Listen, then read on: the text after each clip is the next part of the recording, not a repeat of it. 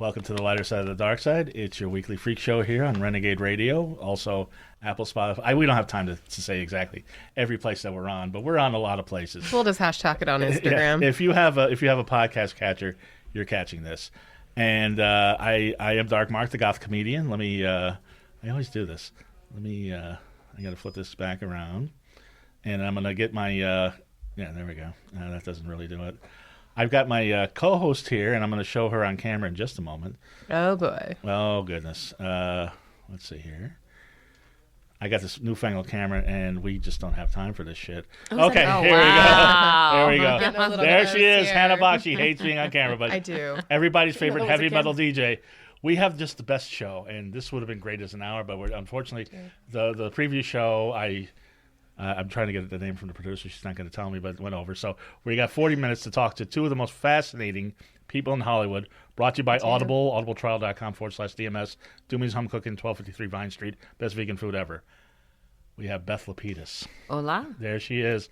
Beth Lapides, the woman that changed the art form of comedy. I remember you know how comedy me. is cool? Yes. That's because of her.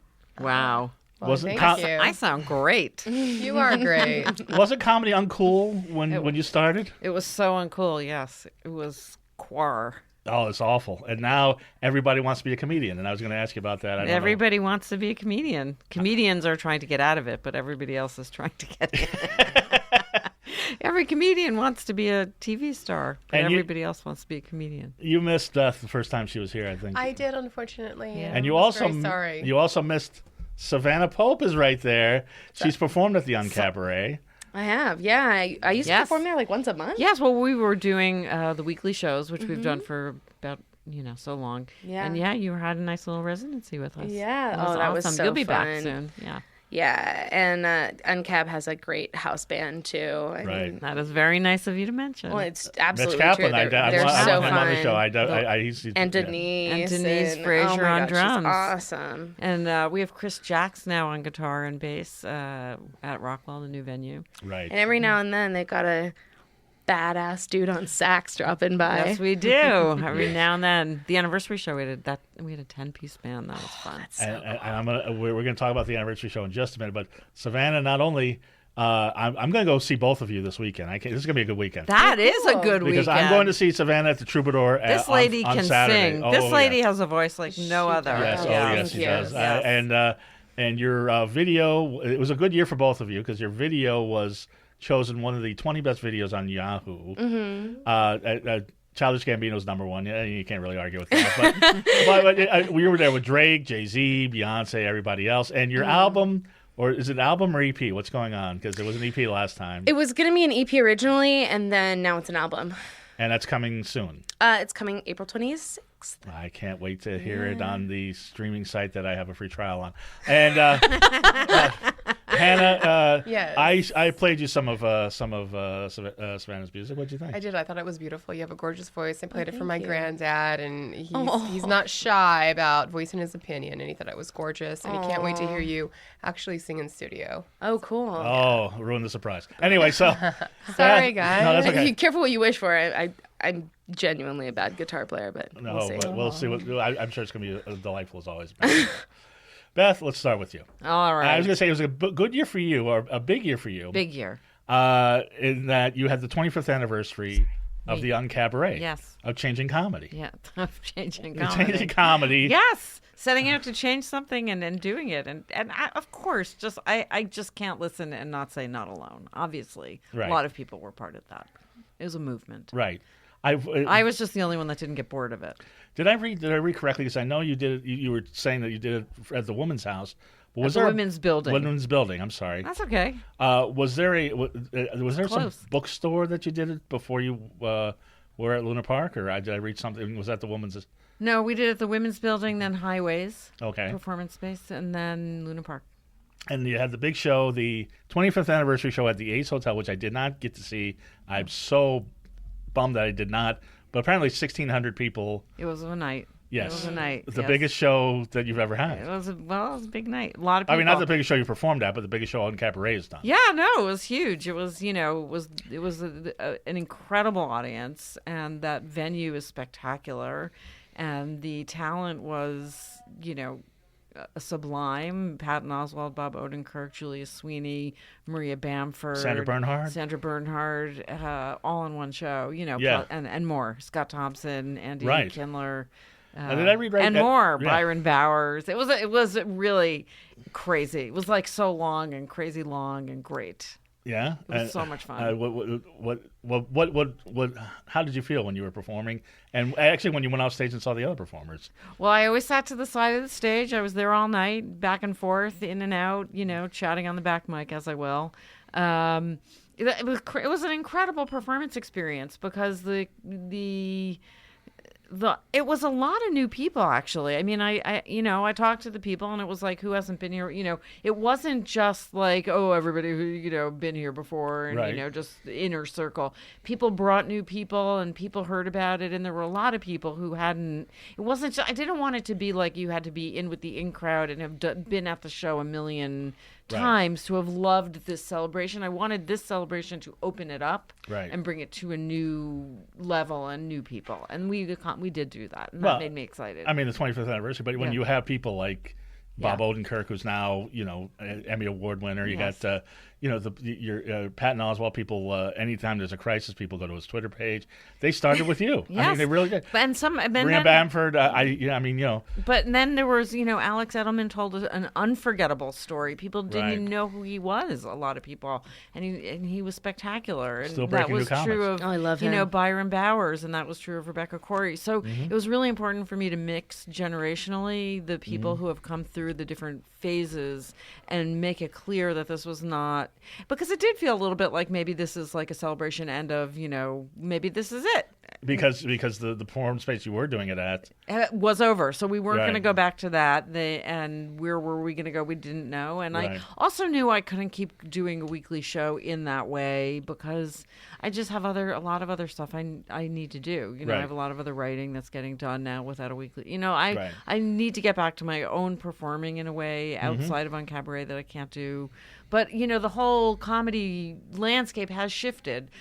And I considered stopping, but I do really love Uncabaret. Right. So we went to monthly. Now, a couple questions about the 25th anniversary show before I move on to that. Okay, sure. First off, I read that Scott Thompson had never performed out of drag before Uncabaret. Scott Thompson from The Kids in the Hall. That was true. Yeah. And you encouraged him to go out. That was true. He watched. In the hall, when we used at Luna Park, there was a stairway, and he watched for a long time. He was friends with a lot of the people, and he would watch. And so we talked about him doing it, and he said he wanted to do it, and blah, blah, blah, blah. So he's standing there the first time he's going to do it, and he's holding a wig. And I was like, what are you going to do with the wig? He was like, it's for my character. And I was like, that's the one rule. Like, that's the rule. No characters. You're yourself. That's what it is. Oh, I can't go on stage. And then he said, fine, I'll go on stage and I'll tell people won't let me come on as a character, and I'll tell everyone what's happening. I said, go ahead, tell everyone exactly what's happening. And he did, and it broke the ice. And it was very fun. It was great. And that was the first time, And I also, I'm blank. Is it Jill Soloway, the showrunner for Transparent? Correct. And Julia Sweeney were on the same show. Yes. And you know where I'm going with this. I don't. Is there a fight I don't know about? Well, no. Jill had said that it's Pat. Was an offensive portrayal of a transsexual. Right. Well, you know what? Julia addresses that in her. I can't remember if she did it at the anniversary show or if she did it subsequently. It's in her one-person show. Right. And she's told it on Cabot. God, on the nights. She said something about she's the Al Jolson. Yeah, she looked at it and she watched it with her daughter. And I mean, we were talking beforehand about going back and looking at old stuff, and certain old comedies now seem rapey, and la la. Anyway, she went back. Morgan, your podcast burst your bubble. It's Pat. So she went back and looked at it herself, and it's really interesting to hear her. And she was like, no, that was the whole point. It was about the people who thought that, not about Pat. So, but it's interesting, yeah. But it filtered through a mainstream audience sometimes. It was interesting, yeah.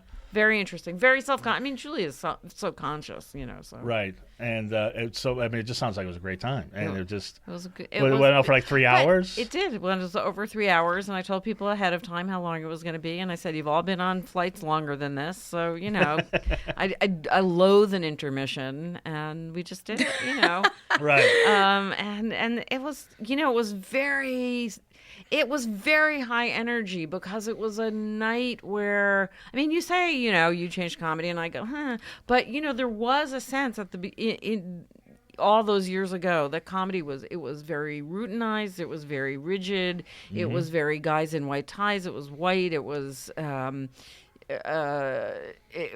tight tens. It was trying to get sitcoms. Part of the thing is there was a economy that doesn't exist anymore, but that economy was you get a holding deal, you get a sitcom, you get rich, you become right, and that, for better or for worse, is very blown apart now. But even in the day, comedians were really it all rubbed me the wrong way. I came from the art world. I couldn't even bear the caricatures on the walls in comedy clubs. I was like, it's bad art, you guys. It's bad art. But, and I've talked about this ad nauseum, but, it's an awful, we were talking about this backstage, being a, rock and roll girl, being a comedian girl. It's not as bad as it used to be, but I do remember, this was before Andrew Dice Clay was a star is born. But, when he was doing his character, and, it was so hateful towards women. And I remember standing backstage having to follow him. And I just don't have the heart to do it, because I don't want, I was hating him. I was hating the audience. I was hating myself for hating them. I don't do well with hate. I'm not that girl. And I just kept thinking there's got to be a better way. And so, with this idea of there's got to be a better way, it wasn't until then I performed at the Women's Building and they were laughing too hard. And I said to them, when was the last time you laughed? They said, we don't laugh. And I said, I'll make you a show. It'll be unhomophobic, xenophobic, unmisogynist. It'll be the Uncabaret. Did you cringe when you saw him in Star is Born? I got a little bitter. Andrew Dice Clay was in Star is Born and you weren't. Fucking working. Sorry, language. But look, if any people can change, part of it, the thrill of Uncabaret for me is I thought comedy could be better. I thought comedy could be more inclusive and open and different and more, not just that, but do you think it is, or do you think it's still got ways to go? Sure, both things. It is. But at least possible for it to be that now. All of it isn't, and it never will be. But that possibility is now real.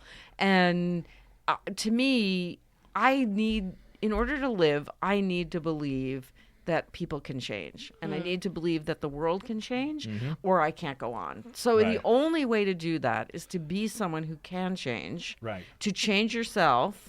And there, change what you can. That's you, and work on it. And I have seen Uncabaret change. I've seen comedy change. It is very heartening. It helps when you look at what's happening in the news to go, okay, change is possible. Well, here's what's weird. I was listening to the last. I'm sorry, that was a little long. Fine. I heard you get bored. I'm sorry. You did not hear me get bored. But no, you did not hear me get bored. But I see you. But I know you had that prepared. I'm trying to do an Uncabaret and get you out of the prepared material. I didn't have that prepared. That's just my truth. That's your strength. I didn't know I was going to say that. Okay. I just believe it so hard it sounds prepared. She's merely eloquent. I know she's eloquent. But I was going to ask, because I was astonished because I was listening to the show last when you were on. Yeah. And please go to the archives. You'll hear all about how you changed alternative comedy. We don't need to talk about that anymore. I am done with that, yeah. But you actually said something that was weird. That was weird because you said it, and then I saw it on the Fabulous Mrs. Maisel. What's that? You said I would go to clubs and people would think I'm a singer. Oh, yeah. Literally, that so was beautiful. Dialogue I'm so in the beautiful. Fabulous Mrs. Maisel. Yeah, you walk in. It's what do you think of the show? And what do I think of Mrs. Maisel? Yeah. Well, I loved season 1. I have only watched half of the first episode of season 2 because Amazon and Google Chromecast, whatever it is that I have, they don't get along, and so I haven't made my way. I don't like to watch on the computer. I work on the computer all day. Right. And if I'm going to watch a show, I really loved season 1. It was so much fun to watch. But the comedy. nobody in 1959 was calling their kids pussies on stage. It's not realistic in any way. I mean, she's doing comedy that's good now. You understand it's not a realistic show, well, right? I got that. No. And I like... It's a cartoon. I like the rest of it, but the comedy stuff, I'm like, wait a second. Well, they're making it for an audience now. Right. You know, the clothes didn't actually look like that either. And Lenny Bruce would not have, you know... I mean, it's not real. Okay. It's a made-up thing. But it's a fantasy. It's a fantasy show. Look at the creator's hats. I mean, she walks around. This is not realistic, and it's important to understand that it's as much about today in 1950s clothing as it is anything else. But you got that. I just made that up for you. I never thought that before. But you got that in the 80s and 90s too.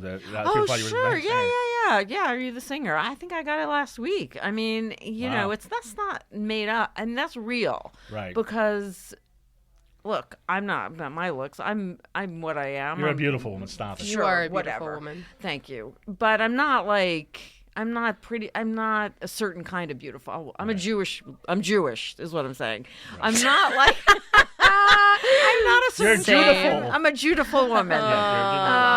But you know, there's a whatever. Yeah, it's like that still. Actually, another beautiful woman that I didn't know was Jewish. You didn't know? Well, yeah. Yeah, Savannah. Yeah, this is sort of chicks that drag this hair. Right. Yeah. But we were talking. She was saying about rock and roll. Mm-hmm. I think we were actually reminiscing about the '90s and Hole and how great and revolutionary that was. Mm-hmm.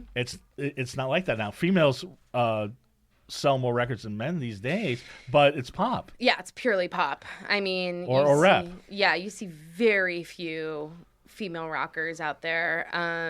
I mean, as someone who plays a lot of rock shows, right.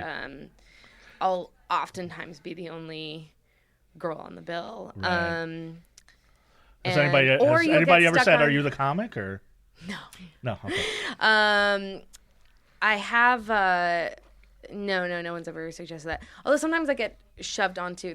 Sometimes they'll be like, "It's a female-fronted night," and they'll be like, "You all belong together," and it'll be 18 different fucking genres and bands that do not belong together at all. Right. And which is in a way almost as offensive right. to me, because I'm like, it's just because you're girls. The only commonality that we have is vagina. Yeah. But your video creature last time you were talking about it was super secret. It hadn't come out. Finally came out. Yeah, that fucker took me a long time. It took you a year. Took me a year. And you have a new video that did not take you a year. Now, and I said Yahoo put it as one of the 10 best. You got some press out of it. Well, Creature got the top 20 on Yahoo. Right. Rock and Roll No More, it just came out maybe 5 days ago, but yeah, there's some press coming out on it that I know about. Again, I can't talk about that. Well, can I ask you, I think I read something, your mother was involved in music videos? Yeah, my mom was a music video producer for 20 years. Okay. But she quit when I was a little kid. But did you ever come to her and say with advice or anything, or did you ever? You know, I should have. It's so rude that I didn't. I mean, my dad's a cinematographer too, and I also didn't go to him. I'm kind of I'm very turned off by nepotism in general, and I like to do things on my own when I can. Right. So. Because my dad's a knife dealer. If I ever want to buy a knife, I'll ask him. But, Yeah. But don't you think there's stuff? I am always jealous of people who grew up in show business, because I feel like I had to learn every single thing, but I know a lot about fabric. But don't you think there's some stuff you just pick up not literally, but like at the dinner table? Yeah, I mean. Well, yes, but neither of my. But were you ever on a set? I was on the set all the time. Yeah, both my parents worked, so I basically just my dad would be like, "Here's a PA, and whatever stage animal, pet it." I very clearly remember hanging out with just a bunch of orangutans when he was shooting a Tang commercial. What about the music videos? Were you ever on the set for those? Music videos, yeah, but I didn't really know anything about it. Right. I mean, it was, I remember the only star moment that I remember is learning a G chord from Chris Isaak when I was maybe 7. Wow. That's a thing. That is a thing. And I love Chris Isaak, actually. Yeah. So that's pretty cool to me. But it wasn't a huge part of my life. And again, my mom quit when I was really young. Right. And then it's not like it's been a boon to me now because, you know, and I have been like, hey, do you know anyone who I can showcase my stuff to or anything like that? And she's like, I don't know anyone who's in the music industry now, so it didn't even matter. But in terms of growing up in a family where you speak about art all the time, and it definitely informed the way that I look at movies. I look at movies really closely. You have a good eye. You were just born to it. I guess so, yeah. I mean, I'm a pretty good photographer, and then, you know, I generally am pretty bossy when I do my own videos and what have you, and I usually... I taught myself how to edit when I was in art school just because I ended up doing a bunch of video projects, and so I edit most of my stuff as well. So yeah, I mean it's all in there for sure. To get back to Beth's question, I rudely interrupted. I really did. I'm sorry. No, like I'm not, no. In the dinner table, do they talk about cinematography, editing, things like that, like at the dinner table? Well, they never talked about editing. Neither of my parents gave a shit about editing. Okay. In fact, I remember my dad telling a joke about editors one time, which was, you know what editors use for birth control? Their personality. Oh my God. I'm sure he was just joking. I mean, I'm sure he loves plenty of editors. Right. He just thought it was funny. Well, you edited your videos frame by frame, so yeah. You can see why they're assholes. Yeah, no, we're really obsessive and really intense people. That's absolutely true. Hannah, what did you think of the video Creature? The stop motion one. I thought it was beautiful. I think everything you sent me was beautiful, and your outfits. Oh, thank you. And Rock and Roll No More, she wants that outfit. I want that outfit. Oh, thank you. Yeah, thank you very much. So in love. Yeah, that dress was really fun. And then the rest of it, I styled most of that. Yeah, everything was wonderful. Oh, your thanks. music, your just everything was fantastic. Thank you. Yeah, it was fun. I basically just got to dress people. That's fun too. It was like having a bunch of you got dolls. the kiss, the Grim Reaper. It was great. Yeah, that's my friend Danielle. Now, was it weird being in the coffin and having the coffin close No, that wasn't too weird. It was such a clusterfuck. That was 3 days worth of material. We shot 3 days worth of material in the course of 12 hours for budget reasons. Right. Because I can only rent the space for 12 hours. That's commendable. Thanks. It's a space in South LA. They normally rent out like raw warehouse space there, but I really liked the exterior because it looked really post-apocalyptic and creepy. And we kept checking the calendar for weeks, and it was saying that it wasn't going to rain that day. And then, of course, day it just rained like crazy. So and we had to shoot outdoors. It was the whole concept. It was the whole thing. So we just had like an umbrella over the camera, and I'm lying face up in an open coffin with rain pelting down on me for like 5 hours. So it wasn't so much like being in the coffin that was eerie. It was more me being like, we got it directing from a coffin and having to get my makeup redone every hour. Right. So Not I was to just mention like just being damp. Oh, and itchy. Ooh. Yeah. Wiping your glasses. Also, I sang to a lot of the parts of me singing we did in slow motion because I wanted to see the rain. Right. So I had to sing to the song at 2.5 speed. So no, extra fast. Yeah, so I had to sing to the Chipmunk soundtrack. So I was like, it was and crazy. your band was playing double speed? The track was on double speed. Yeah. Right, nice. Nice. I'm so pissed that they showed us before us because so much I want to talk about. You're at the Rockwell We can now. all come back. Definitely. I want. Yes. Let's do something. Let's do a 2 hour show. But we're here now. 2 hour show. Rockwell. With the four of you. You're at the Rockwell. Rockwell. I just moved to Los Feliz. Ah, the Happies. Yes, I'm right. Walking distance from the Rockwell. I got out of the valley. I escaped the valley. Good for you. Let's have a moment on that. Yeah, you're in the deep See, people valley. do change. Yeah, I was in Tarzana. Ooh. Welcome home. Yeah. But the Rockwell is a very historic place. Not that there's anything wrong with Tarzana. Tarzana's fine.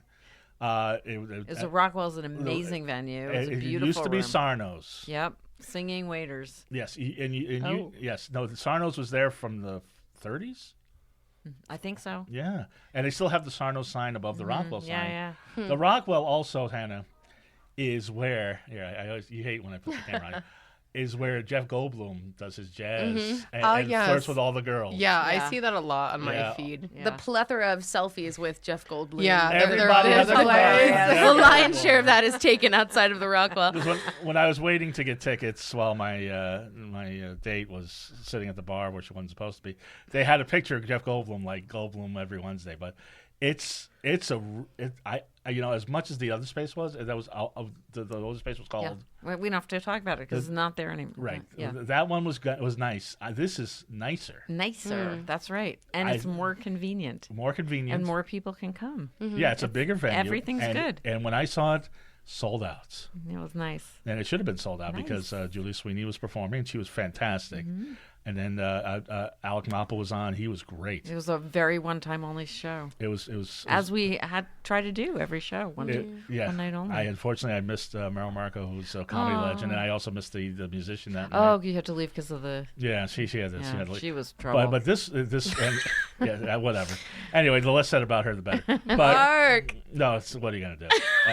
You know what? You brought someone. That's why I say you feel. You took an adventure. It was an adventure. I actually brought her to see Savannah when she opened for Gacy DC, and that's why I didn't say hello to you, because she's like, "Oh, let's go to this other bar." Oh, okay, whatever. Right. So but the thing is, I think you have a venue that is this the best venue you've had Uncabaret at? I love this venue. I mean, Luna Park is legendary and was truly a great venue. I don't want to say one was better than the other. Right. Luna Park was, it's very similar in vibe because it's a whole emporium. There's other rooms, people having fun. You feel it's a fun place to go. There's a sense of grandeur there. Yeah, and Luna Park had that too. Right. It has a lot. It's very connected to Luna Park in feel. It was a big crowd, but it's bigger. It was a big crowd, but it seemed intimate. So glad you used that word. That was the thing about the Ace too. 1,600 people, but it's an intimate room. Rooms have intimacy or they don't. Right. And it can be a giant room and have it, and it can be a tiny room and not have it. Right. And Rockwell really does have it. It's a very intimate room. Right. Yeah. Were you worried you wouldn't find a venue? Sure, of course. How long did you try to find one? Well, it didn't take that long, really. Yes. I mean, I didn't really look while we were doing the anniversary show stuff because I just knew that we had to.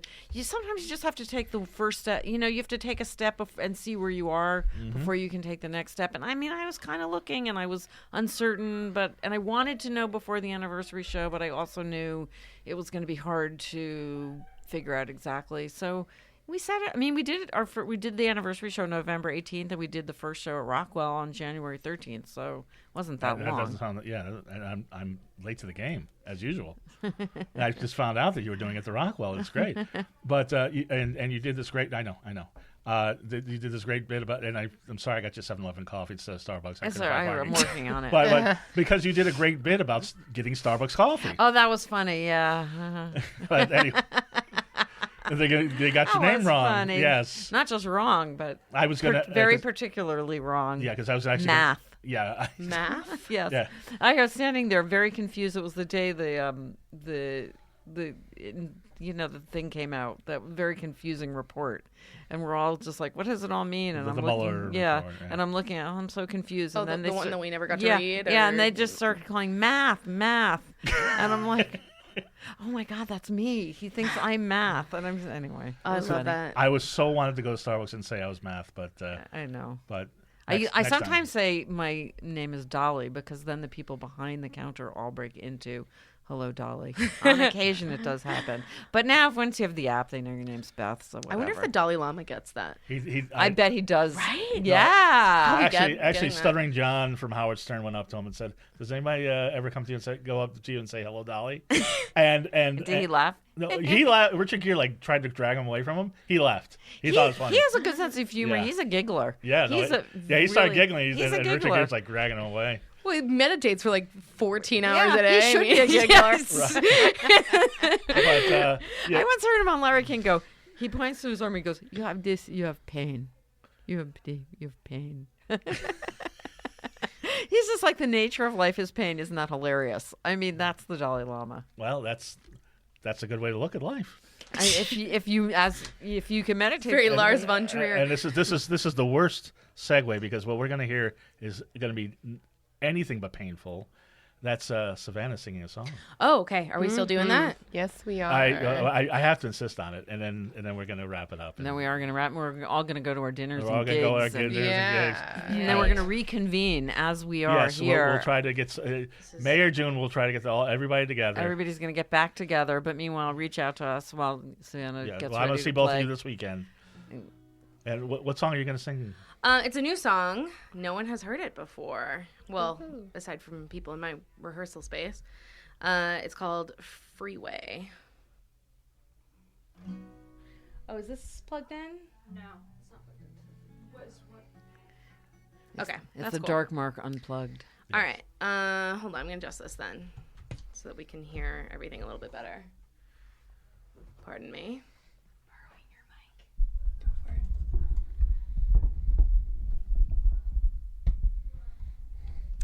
Technical difficulties. While we're doing this, I would just like to point out that Beth is wearing a vampire velvet coat with a Jacobean ruff, and I have such a hard-on for this outfit. I appreciate it. I appreciate it. Yes. Thank you, people. Goth Lapides. Ah! Next time you go to Starbucks, they're gonna Goth. Beth is much too hopeful for the goth ways. For the goth ways. Yeah. Okay.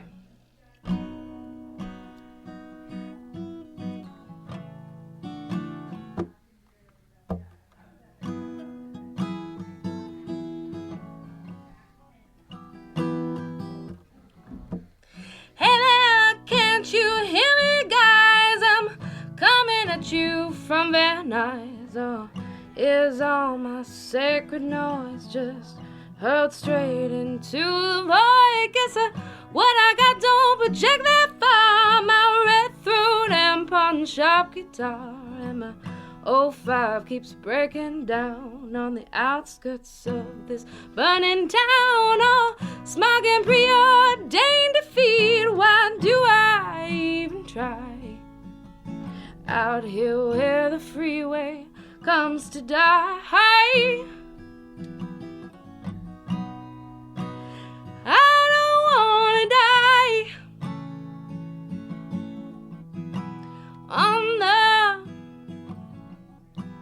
on the freeway. I don't wanna die, oh my, on the freeway.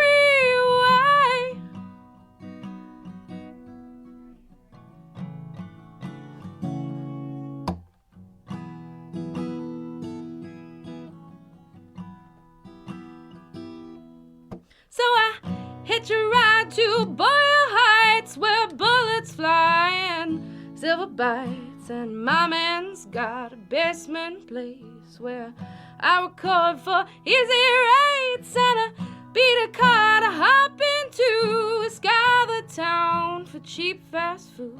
Just a couple exits up the left, yeah, past that burning pile of brick. Oh, flames and games, it's all the same. I'm a passerby out here where the freeway comes to die. And I don't wanna die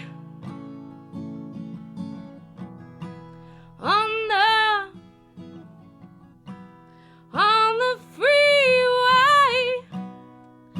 I don't wanna die,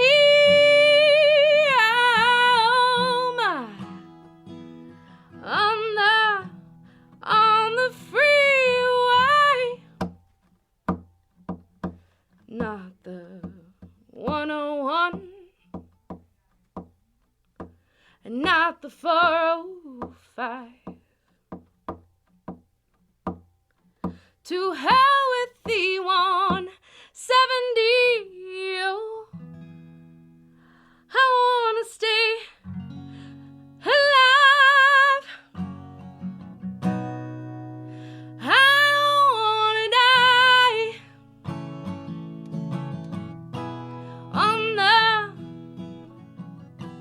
on the freeway. I don't wanna die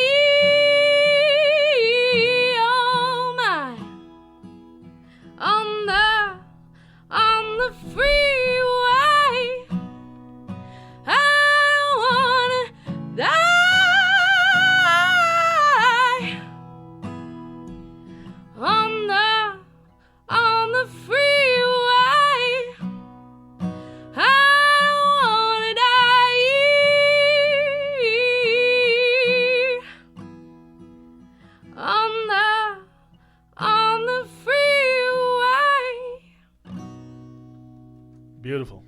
Thank you. Amazing. Yay! Who does really? That's an anthem. Thank you. That's gonna be huge. As I said, I am not a guitar player. You have to come play You were that great. at Uncabaret.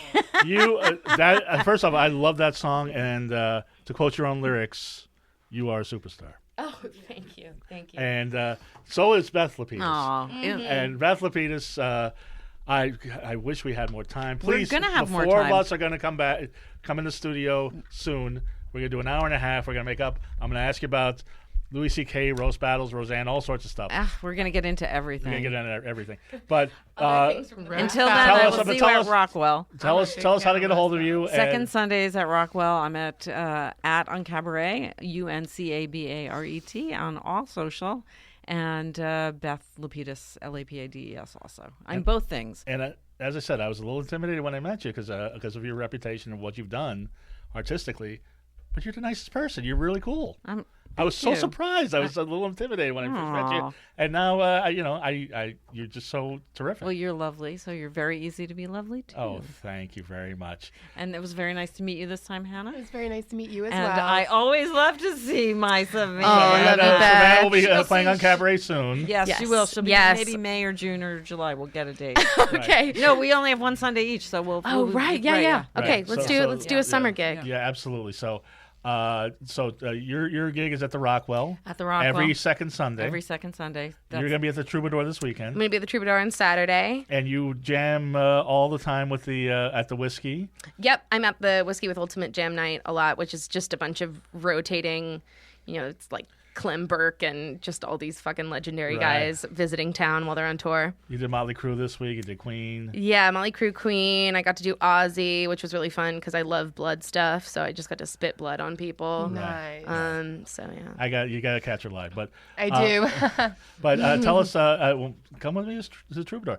Anyway, and then you can go to the Rainbow. So it's Savannah. How do people get a hold of your social media, and when is your album out? And Okay. we'll be streaming and all that. All right, cool. I know we're on a deadline, so I will zip to it. It's at I am Savannah Pope. Savannah like the city in Georgia, Pope like the dude in the Vatican with the crazy hat. And it's a good name to remember because just remember it's a fucked up name for a Jew. Right. And Savannah Pope. Yes. yeah, I am Savannah Pope, and then I'm on YouTube, SoundCloud, everything. Beth. One second here. We're taking a picture before I leave. We're getting in here. We can. Going here. We can. Hannah, get in a here. mess. Hannah, get in here. Yes. Bye. Bye. Bye, you guys. Have a great day. Bye, Beth. I gotta go too. Oh, God, Bye. that coat. Hey guys, Your and I'll coat be is great. at Monster Palooza this Sunday representing the Dark Mark Show. So come say hi, get a photo, and I'll give cool. you a shout out. Absolutely. Nice. Are you gonna be in costume? I might. Okay. All right. Love a little cosplay. So it's a great weekend for everybody. You said SavannahPope.com, and the album. I missed the album because I was trying to get a picture with Beth. Oh, excuse me. The album's coming out on the 26th of April. And you can already get a bunch of my music on Spotify. Again, it's just search Savannah Pope. It's, Title as well. it's the title of the album is going to be Atlantis. Right. No, I have Title, and you're on there with. Space Oh, Green on and- Tidal. Oh, Yes. I always forget about Tidal. But the title is Atlantis. Sorry, Savannah Jay. Pope, Atlantis. Savannah Pope, Atlantis, and you can get a bunch of my stuff on Spotify already. Right. I really need to go. Okay, bye. But no, everybody have a wonderfully creepy week, and Savannah, you're the best. Thank you. You are. Thank you so much. Thank you. Bye. Bye.